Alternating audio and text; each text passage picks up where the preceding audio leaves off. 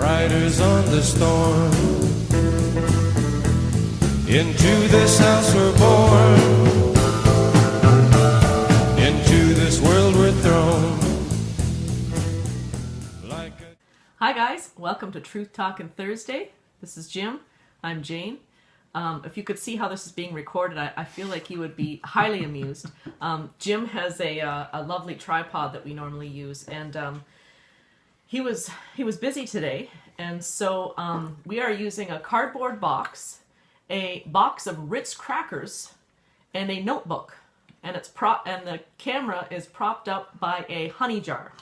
So you know, this is just, you know, thinking about full disclosure here. You just got it. You just got the goods here. Improvisation at its best. Exactly. Anything is possible. So we're also improvising the whole situation here. So I told Jim we're just going to press record, and I'm going to shoot him something. So fortunately, I don't think it's going to be me, but that you're going to shoot. I'm not going to shoot. You're very funny. Well, there you go. I'm not shooting anybody. Okay. I'm going to shoot words out of my mouth here. That's what's going to happen. Okay. So last week, I was thinking about what we were talking about last week, about love and what does that mean and everything. And it kind of made me think, well, where does that all start?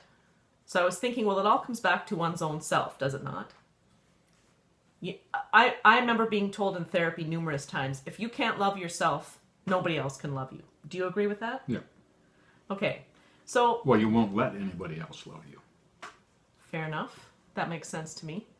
And I think I think I heard those words and I got it, but I didn't realize how important it was and how much it made sense. So then it kind of led me to think, well, why don't we love ourselves? What happens? So I was thinking, is it fear? Of? Fear in general. Like when we're born, right? Yeah. We can get what we want. If we're babies, right? If we're babies. You need to be changed, if they need to eat whatever, they cry. Life they get comes what they to want. us. Life comes to us. Right? Yes. As a toddler, you learn, you know, ask mom, ask dad, and if that fails, ask grandpa and grandma. Do you ever wonder whether little people like that have any concept of love at all? I doubt very much if they do, but I just wonder what your thoughts were about that. I don't think they do. So they really don't have any sort of relevance, like they don't have any sort of life experiences that would be relevant to yes, this is, or no, it's not. You know what I mean? But they're just there. True. I agree with that. They learn from us. Mm-hmm. They learn their responses and reactions from us. Correct. And I think that's kind of neat as well as thought-provoking and somewhat deep. Like we're affecting these kids all the time, every day. Yeah. And I think even now. The biggest thing that it made me think is fear. I think fear holds us back from so many things. And I read 3 little, are they called acronyms? When you have a word that describes the word for each letter of the word? What is that called? Let's go with that. Okay. I don't know. Maybe I'm wrong. No, I think it's right. So I found 3 for fear. And one is false evidence appearing real. Yes. And I really, really liked that one. And then there was forget everything and run. And face everything and rise. Okay. I thought they were all really good, but I really liked the first one because I feel like false evidence appearing real. We convince ourselves of things, and our fear of things makes us create mountains out of molehills, I guess. Mm-hmm. Envision things that aren't there, and worry about things that usually never come to pass. So, would you say then that fear can be a good thing?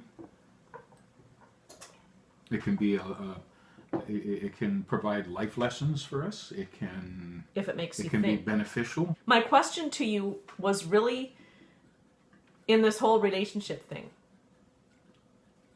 Maybe I'm not making sense. I think that when I was thinking about love, what is it that gets us messed up? And to me, when I got thinking about it, trying to pull it all apart as best as I could, I was thinking that for me, I think fear. I think we're afraid of failure and rejection. Mm-hmm. Especially when we get older. Like, I'm not talking about young anymore. I'm talking about, relationships. Like last week we were kind of talking about marriage and things like that, right? Mm-hmm. We were talking about that kind of a relationship. Once you're there, you aren't,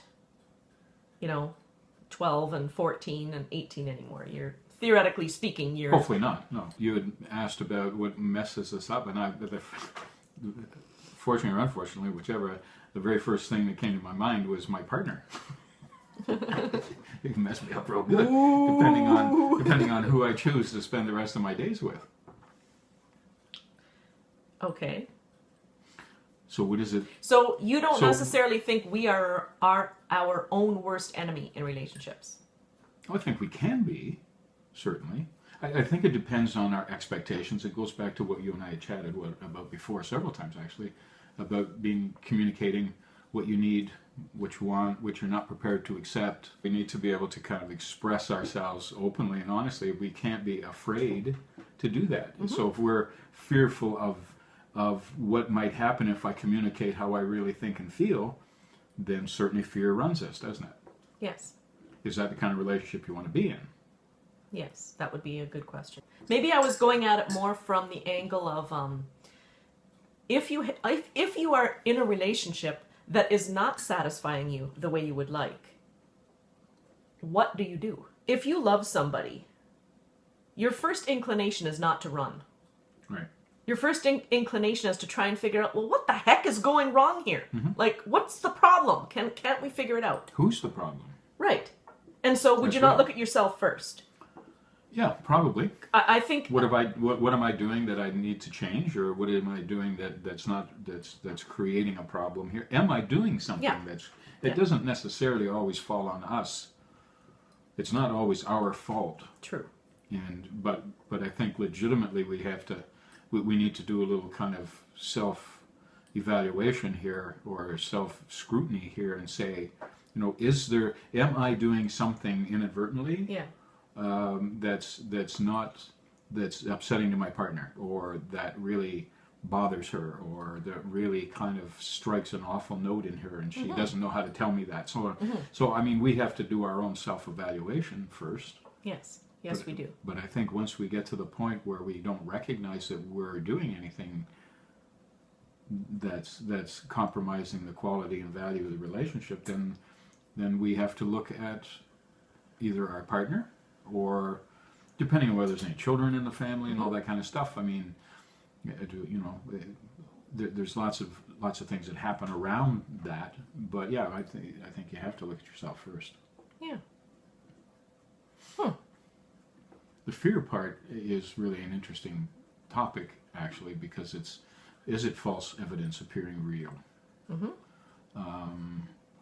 Nothing to fear but fear itself is often said, and which I'm not sure I really kind of follow the logic of that in some ways. But anyway, I mean, we could get into that philosophical round and round, but the idea of being fearful, that I don't measure up, that if they really knew me, they wouldn't like me. If I really showed who I was, she would run like crazy. Maybe my kids are afraid because I'm too loud, I'm too, I get angry too quickly. I mean, there's all kinds of things around fear that really kind of dictate for our partners and those that care for us, or we care about, in terms of how they respond to us and sort of thing. I could love somebody and still walk away. Are you afraid of, does fear take over, and are you afraid of leaving well, what am I going to do then? How am I going to get Yeah. along? How am I going to, you know, we often hear about that economic kind of abuse, you know, financial abuse. Yep.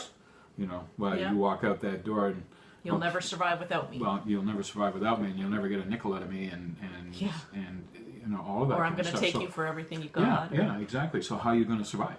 So Yeah. you know, I may not want to be there, but I'm more afraid to not be there because I'm not sure what I'm going to do, where I'm going to go. So, you know, fear really does govern an awful lot of decisions. Some of them are really good ones. Some of them are really bad decisions. I think maybe that fear thing is something we should talk about further. Sure. I think that would be a really neat thing. So, anyway, if you have any thoughts about last week and this week, let us know. Drop us a short email, or go on either of our websites and have a look. Make a little note on a blog or something like that, or comment on the video when we post the video, and we'll get back to you. I'm interested. I'm curious to know what other people think. Well, get involved. I think the best way to learn and grow is through communication. So that's what I love about doing this, and that's what I love about talking to Jim, and it's all good fun. So have a great week, everybody, and we'll see you next time. Thanks for stopping by.